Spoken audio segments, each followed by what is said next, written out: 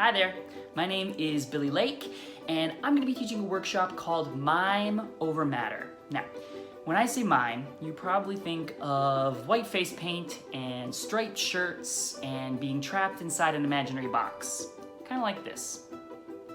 But the truth is, we use mime on stage all the time whenever we need to tell an audience something without using our words.